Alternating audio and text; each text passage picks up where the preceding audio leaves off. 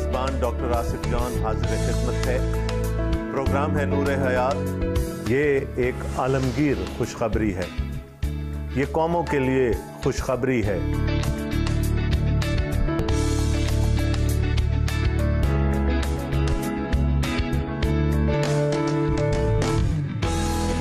وہ شخص آنے والا ہے جو مجھ سے زوراور ہے، میں اس لائق نہیں کہ جھک کر اس کی جوتیوں کا تسمہ کھولوں۔ یہاں پر تو دو عالم کا بادشاہ دنیا میں آنے کو ہے، تو پھر کیسے ممکن تھا کہ اس کے آگے کوئی ہرکارا نہ آتا۔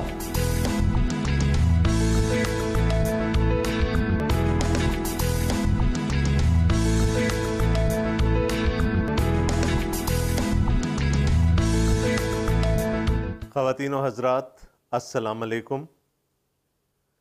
پروگراموں کا ایک نیا سلسلہ نور حیات، اور میں ہوں آپ کا میزبان ڈاکٹر آصف جان۔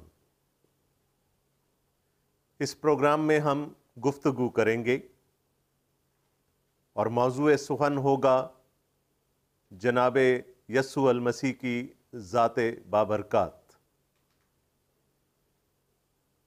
انجیل مقدس میں ہمارے پاس 4 اناجیلی بیانات موجود ہیں۔ جناب متی بن حلفائی کا بیان، جناب مرکس کا بیان، جناب لوکا طبیب کا بیان اور جناب یحییٰ زبدی کا بیان۔ یہ 4 اناجیلی بیان ہمیں ایک ہی شخصیت کے بارے میں سکھاتے ہیں، جس کا ذکر میں نے پہلے بھی کیا، یعنی جناب یسوع المسیح کی ذات پاک۔ اب آپ کہیں گے کہ ذات تو ایک ہے، 4 بیانات کی ضرورت کیوں پیش آئی؟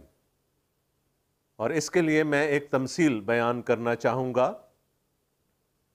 آپ کسی ایک شخصیت کی یا اپنی کیمرے سے فوٹو بنوا لیجئے، یا پھر کسی مصور کے پاس جا کر اپنا پینسل سکیچ بنوا لیجئے۔ اسی مصور سے یا کسی اور مصور سے آپ واٹر کلرز میں اپنی تصویر بنوا لیجئے، یا پھر سب سے بہتر یہ ہوگا کہ آپ آئل کلرز کا استعمال کرواتے ہوئے اپنی تصویر بنوا لیجئے۔ اب شخصیت تو ایک ہی رہے گی، لیکن اس شخصیت کے کچھ خد و خال کیمرے سے بنی ہوئی تصویر میں نمایاں ہوں گے، کچھ پینسل سکیچ سے، کچھ واٹر کلر میں اور کچھ آئل کلر میں۔ اس کا یہ مطلب نہیں ہے کہ اگر 4 مختلف میڈیمز استعمال کیے جائیں تو وہ شخصیت بدل جاتی ہے۔ بات صرف اتنی ہے کہ اس طرح کرنے سے اس شخصیت کے اوصاف، اس کی ذات، اس کے خد و خال ہم پر مزید نکھر کر سامنے آ جاتے ہیں۔ اسی طرح سے انجیل شریف میں جناب یسوع المسیح کے 4 خاکے موجود ہیں۔ جناب متی ان کو ایک بادشاہ کے طور پر پیش کرتے ہیں، جناب مرکس ان کو ایک دکھ اٹھانے والے خادم کی حیثیت سے پیش کرتے ہیں، جناب لوکا ان کی شخصیت میں مزید رنگ بھرتے ہیں۔ ہمارے پاس جناب یسوع المسیح کے یہ 4 خاکہ جات انجیل شریف میں موجود ہیں، اور ان خاکہ جات کو بنانے والے، ان کو لکھنے والے جناب یسوع المسیح کی ذات کے کسی ایک خاص پہلو کو ہمارے سامنے لے کر آتے ہیں۔ اس پروگرام میں ہم جناب مرکس کے انجیلی بیان پر غور کریں گے، اور ہم دیکھیں گے کہ وہ جناب یسوع المسیح کو ایک بادشاہ کے طور پر ہمارے سامنے پیش کرتے ہیں۔ وہ ان کا تعارف بھی ایک بادشاہ کے طور سے کراتے ہیں، اور پھر ان کی شخصیت میں ہمیں بادشاہت کے اسرار و رموز سمجھاتے ہیں۔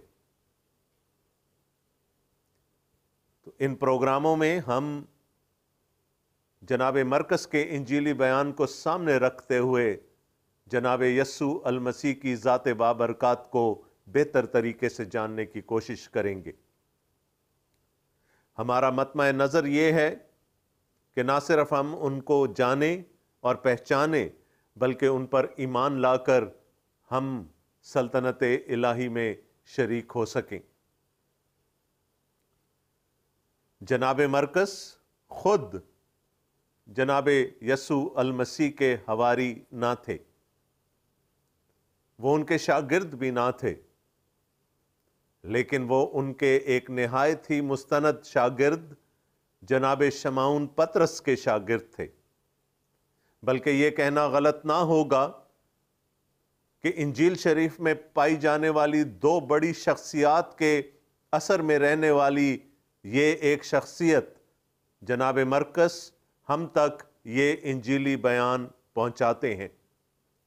مفسرین کا، محققین کا یہ کہنا ہے کہ یہ انجیل تصنیف تو کی جناب مرقس نے، لیکن اس کو لکھوانے والے جناب پطرس تھے جو کہ ان کے استاد تھے۔ تو ایک طرف ہم جناب مرقس کی شخصیت میں ان دو بڑی شخصیات کا اثر دیکھتے ہیں، یعنی جناب شمعون پطرس کا اور جناب پولس کا، اور دوسری طرف وہ خود جناب برنباس کے رشتے کے بھائی تھے۔ انہوں نے اپنا یہ انجیلی بیان روم کے شہر میں بیٹھ کر لکھا، بلکہ ایسا کہنا زیادہ بہتر ہوگا کہ ان سے لکھوایا گیا، اور انہوں نے اس انجیلی بیان کو روم کی کلیسیا کے لیے لکھا۔ روم کی کلیسیا میں یہودی مائل مسیحی بھی تھے اور یونانی مائل مسیحی بھی تھے، یعنی وہ کلیسیا ایک مجموعہ تھی، اور اس کلیسیا کے سامنے جناب یسوع المسیح کو ایک بادشاہ کے طور پر، ایک دکھ اٹھانے والے خادم کے طور پر پیش کرنا جناب مرقس کا مطمع نظر تھا۔ آئیے ہم جناب مرقس کے انجیلی بیان کی پہلی آیت کی تلاوت کا شرف حاصل کریں۔ جناب مرقس کہتے ہیں، یسوع مسیح ابن خدا کی خوشخبری کا شروع۔ میں دوبارہ پڑھتا ہوں، یسوع مسیح ابن خدا کی خوشخبری کا شروع۔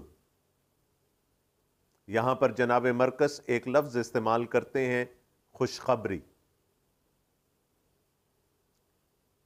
ہم سب خوشخبری کے معنی سے واقف ہیں، ہم جانتے ہیں کہ لفظ خوشخبری کے کیا معنی ہیں۔ میرے لیے، آپ کے لیے کوئی بھی چیز خوشخبری ہو سکتی ہے۔ کسی کے ہاں بچے کی ولادت خوشخبری ہوتی ہے، کسی کے ہاں اس بچے کا تعلیم مکمل کر لینا ایک خوشخبری ہے۔ بچوں کا عقد، بچوں کا نکاح، ان کی شادیاں ہمارے لیے خوشخبری ہو سکتی ہیں۔ ملازمت کا حصول خوشخبری ہو سکتا ہے، اور بہت ساری چیزیں ایسی ہیں جن کو ہم اس زمرے میں لا سکتے ہیں۔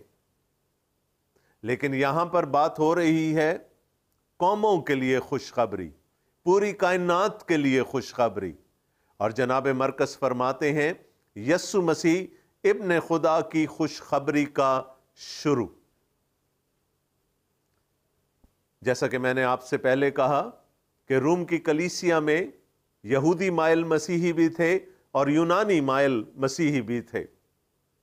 آئیے ہم دیکھتے ہیں کہ یہودیوں کے لیے اور یونانیوں کے لیے اس لفظ کے کیا معنی ہو سکتے ہیں۔ یونانیوں کے لیے خوشخبری ان کے بادشاہوں سے متعلق ہوتی تھی۔ جب ہم پوری قوم کی بات کرتے ہیں، جب ہم ایک امت کی بات کرتے ہیں، تو پھر خوشخبری ان کے بادشاہوں سے متعلق ہوتی ہے۔ قوموں کے لیے کسی شہزادے کی یا خصوصی طور پر ولی عہد کی پیدائش خوشخبری ہو سکتی ہے۔ کسی بادشاہ کی تخت نشینی یا تاج پوشی قوموں کے لیے خوشخبری ہو سکتی ہے۔ آئیے میں آپ کو ایک کلپ دکھاتا ہوں۔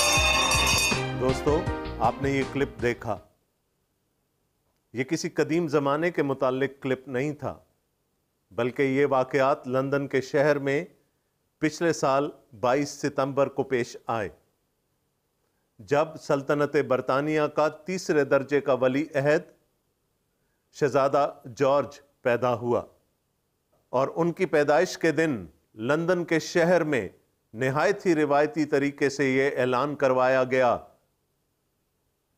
کہ خوشخبری سنو، مستقبل کا ایک بادشاہ آج پیدا ہوا ہے۔ قوموں کے لیے خوشخبری ان کے بادشاہوں سے متعلق ہوتی ہے، ان کے ولی عہدوں سے متعلق ہوتی ہے۔ قدیم یونانی معاشرے میں بھی اسی طرح سے تھا۔ ایک کتبہ جو کھدائی کے درمیان دریافت ہوا اور جس کی تاریخ لگ بھگ 9 قبل از مسیح کی ہے، اس میں یہ لکھا ہے کہ مقدس دیوتاؤں کو، مقدس خداؤں کو یہ پسند آیا کہ وہ ہمیں اپنا اوتار کیسر اوگسطس کی صورت میں عطا کریں، جو اس دنیا میں امن کا قیام ثابت کرے گا، جو کہ اپنی قوم کے لیے اور دیگر اقوام کے لیے خوشحالی کا باعث ہوگا۔ یہ کتبہ کیسر اوگسطس کو اس کی سالگرہ پر پیش کیا گیا تھا، اور اس میں بھی وہی خوشخبری کا لفظ استعمال کیا گیا کہ یہ ہمارے لیے خوشخبری ہے، دیوتاؤں کی طرف سے خوشخبری ہے کہ ان کا اوتار کیسر اوگسطس ہمارے لیے بادشاہ بنا کر بھیجا گیا ہے۔ تو یونانی بھی اس لفظ کے وہی معنی لیتے تھے جو میں نے آپ کے سامنے پیش کیے۔ قوموں کے لیے، امتوں کے لیے خوشخبری ان کے فرمانروا سے متعلق ہوتی ہے، اور اس کے پیچھے ایک توقع ہوتی ہے، ایک امید ہوتی ہے کہ وہ فرمانروا جب اپنی بادشاہت شروع کرے گا تو وہ امن اور سلامتی لے کر آئے گا، وہ خوشحالی کا پیغام لے کر آئے گا۔ یہ تو تھی یونانیوں کی بات۔ آئیے دیکھتے ہیں کہ یہودی اس لفظ کو کس طرح سے سمجھتے تھے، اور اس کے لیے میں آپ کو عہد عتیق میں لے جانا چاہوں گا۔ ہم دیکھیں گے حضرت اشعیا کا صحیفہ، جو کہ ہمیں بائبل مقدس میں ملتا ہے، اور اس صحیفے کے 40ویں باب پر ہم غور کریں گے۔ حضرت اشعیا کے صحیفے کو ہم 2 بڑے حصوں میں بانٹ سکتے ہیں۔ پہلے 39 ابواب میں قوموں کی عدالت کا ذکر ہے، یہاں تک کہ خدا کی چنیدہ قوم اسرائیل کی عدالت کا بھی ذکر ہمیں وہاں ملتا ہے، اور خدا تعالیٰ فرماتے ہیں کہ میں سب کچھ برباد کر دوں گا، ہر ایک قوم تباہ و برباد ہو جائے گی، حتیٰ کہ اسرائیل بھی، اور نہ صرف اسرائیل بلکہ اہل یہود پر بھی خدا کی عدالت جاری ہوگی۔ لیکن جیسے ہی ہم 40ویں باب میں آتے ہیں تو زبان بالکل بدل جاتی ہے، ہمیں تسلی کا، ہمیں خوشی کا، ہمیں شادمانی کا اور ہمیں بحالی کا پیغام ملتا ہے، اور یہ پیغام کتاب کے آخر تک چلتا ہے۔ مثال کے طور پر 40واں باب شروع ہوتا ہے ان الفاظ سے: تسلی دو، تم میرے لوگوں کو تسلی دو، تمہارا خدا فرماتا ہے یروشلم کو دلاسا دو اور اسے پکار کر کہو کہ اس کی مصیبت کے دن جو جنگ و جدل کے تھے گزر گئے، اس کے گناہ کا کفارہ ہوا، اور اس نے خداوند کے ہاتھ سے اپنے سب گناہوں کا بدلہ 2 چند پایا۔ 39واں باب ختم ہوتا ہے اس بات پر کہ خدا کے لوگ اہل یہودا بابل کی اسیری میں چلے جائیں گے، لیکن پھر خدا کا نبی اپنی امت کو یہ تسلی دیتا ہے کہ اگرچہ کہ وہ اسیری میں چلے جائیں گے، خدا ان کو بھول نہ جائے گا اور ان کو وہاں چھوڑ نہ دے گا، بلکہ وہ ان کو واپس لے کر آئے گا، اور واپس لانے کے لیے خدا خود اتر کر آئے گا تاکہ ان کو دشمن کے چنگل سے آزاد کروا سکے۔ 40ویں ہی باب میں حضرت اشعیاء فرماتے ہیں، اے صیون کو خوشخبری سنانے والی اونچے پہاڑ پر چڑھ جا۔ یہ وہی لفظ ہے خوشخبری جس کا استعمال جناب مرکز نے بھی کیا۔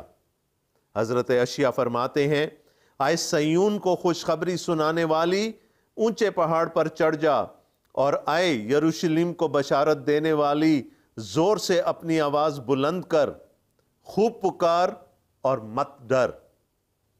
یہودا کی بستیوں سے کہے، دیکھو خداوند خدا بڑی قدرت کے ساتھ آئے گا، اور اس کا بازو اس کے لیے سلطنت کرے گا۔ دیکھو اس کا صلہ اس کے ساتھ ہے، اور اس کا اجر اس کے سامنے۔ ایک قوم کو جو کہ اسیری میں جا چکی ہوگی، اس کو رہائی کی خوشخبری دی جا رہی ہے۔ اس کو یہ بتایا جا رہا ہے کہ دیکھو اپنا خدا، تمہارا خدا خود تمہیں چھڑانے کے لیے اور خود تمہیں یروشلم میں دوبارہ سے آباد کرانے کے لیے اور اپنا تخت تمہارے درمیان قائم کرنے کے لیے خود اتر کر آئے گا۔ جناب حزقییل نے اپنے صحیفے میں فرمایا کہ جب بنی اسرائیل اسیری میں گئے تو ان کا خدا بھی ان کے ساتھ اسیری میں چلا گیا، لیکن یہاں بتایا جا رہا ہے کہ خدا نہ صرف اپنی قوم کو اپنے موعودہ ملک میں لے کر آئے گا، بلکہ وہ ان کے درمیان اپنی سلطنت کو، اپنے تخت کو قائم کرے گا۔ یہودیوں کے لیے خوشخبری، بشارت خدا کے اختیار کی خوشخبری تھی، خدا کے اتر آنے کی خوشخبری تھی، رہائی کی خوشخبری تھی، اور خدا کی اپنی سلطنت کو قائم کر لینے کی خوشخبری تھی۔ اسی موضوع پر جناب اشعیاء ایک اور جگہ بات کرتے ہیں۔ حضرت اشعیاء کا صحیفہ اور اس کا 52واں باب اور اس کی 7ویں آیت میں لکھا ہے، اس کے پاؤں پہاڑوں پر کیا ہی خوشنما ہیں جو خوشخبری لاتا ہے۔ وہی لفظ خوشخبری۔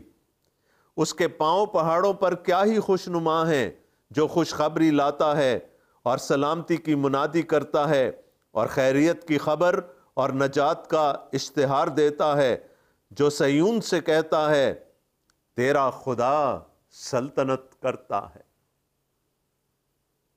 خوشخبری، خوشخبری ہے نجات کی، خوشخبری ہے سلامتی کی، خوشخبری ہے امن کی، خوشخبری ہے خوشحالی کی۔ اور خدا کی قوم کی خوشحالی خدا کے سلطنت کرنے سے قائم ہے، اور خدا کی قوم کی خوشخبری خدا کے خود اتر آنے سے، ان کو مخلصی دینے سے اور ان کے درمیان تخت نشین ہونے سے مربوط ہے۔ یونانیوں کے لیے خوشخبری ان کے بادشاہوں سے متعلق تھی، یہودیوں کے لیے خوشخبری ان کے خدا سے متعلق تھی۔ لیکن اگر ان دونوں مقامات پر آپ نے غور کیا ہو تو آپ کو معلوم ہوا ہوگا کہ یہ سلطنت اور بادشاہت سے متعلق ہے۔ تو جس خوشخبری کا ذکر جناب مرکز اپنے انجیلی بیان میں کرتے ہیں، وہ بادشاہ سے متعلق ہے، وہ سلطنت سے متعلق ہے، وہ بادشاہ کے اختیار سے متعلق ہے۔ لیکن یہ بادشاہ ہے کون؟ جناب مرکز فرماتے ہیں، یسوع مسیح ابن خدا کی خوشخبری کا شروع۔ یہ خوشخبری ایک بادشاہ کے متعلق ہے جس کا نام یسوع المسیح ہے اور جو ابن خدا ہے۔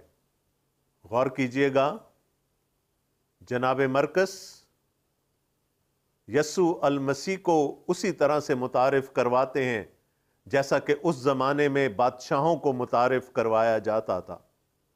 میں نے آپ سے شروع میں کہا کہ انہوں نے یہ انجیل روم کے شہر میں لکھی، اور روم رومی سلطنت کا دارالحکومت تھا، گڑھ تھا۔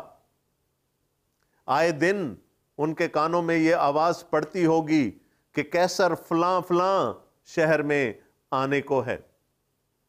جب رومی بادشاہ نکلا کرتے تھے تو ان کے ہر کارے ان کے آگے ان کی آمد کا اعلان کیا کرتے تھے، نقیب آواز لگایا کرتے تھے کہ بادشاہ آ رہا ہے۔ اور جس طرح سے رومی بادشاہوں کو متعارف کروایا جاتا تھا، اسی طرح سے جناب مرکز یسوع المسیح کو متعارف کروا رہے ہیں۔ اس زمانے کا ہر رومی بادشاہ قیصر کہلاتا تھا، لہٰذا جب بھی کبھی بات ہوتی تھی اور بادشاہ کو متعارف کروایا جاتا تھا تو پہلے اس کا لقب قیصر آتا تھا، اور اس کے بعد اس کی ولدیت کا ذکر آتا تھا تاکہ پتہ چل سکے کہ وہ بادشاہ کس حسب نسب سے تعلق رکھتا ہے۔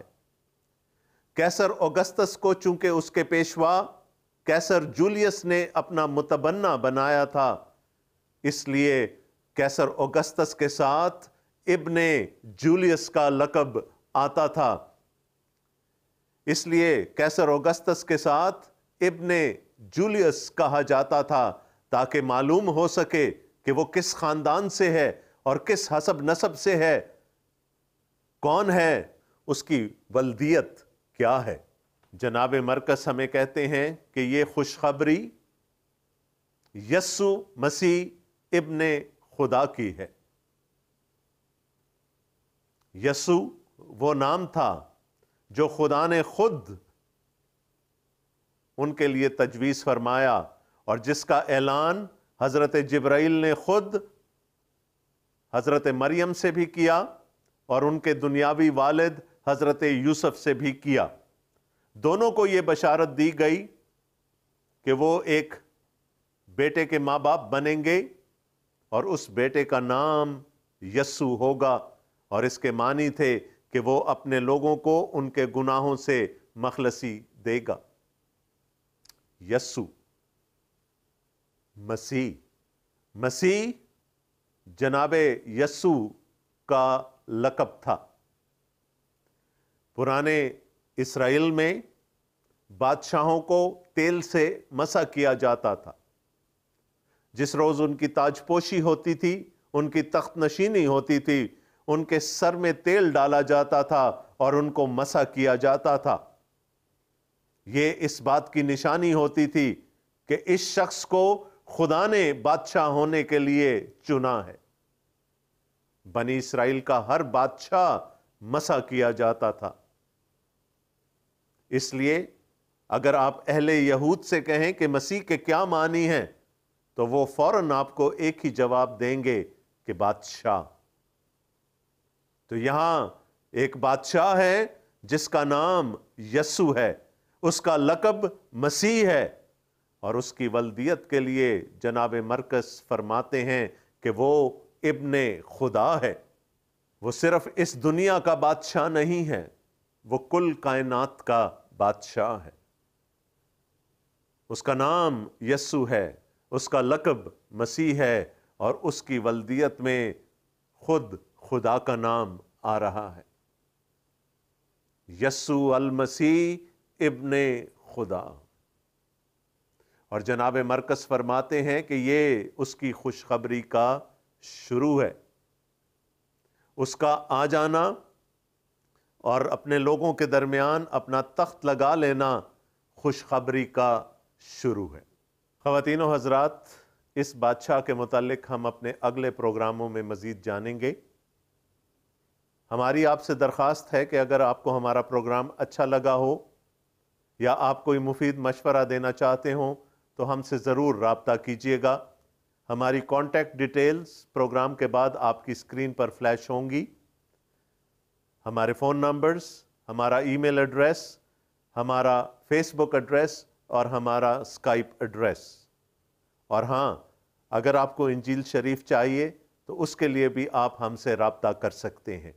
آخر میں اس دعا کے ساتھ کہ خدا تعالی ہم سب کو اپنے حفظ و امان میں رکھے اور اپنے کلام کی تنویر سے ہمارے دلوں اور ذہنوں کو جگمگاتا رہے۔ میں اس پروگرام کا اختتام کرتا ہوں۔ آمین۔ خدا حافظ۔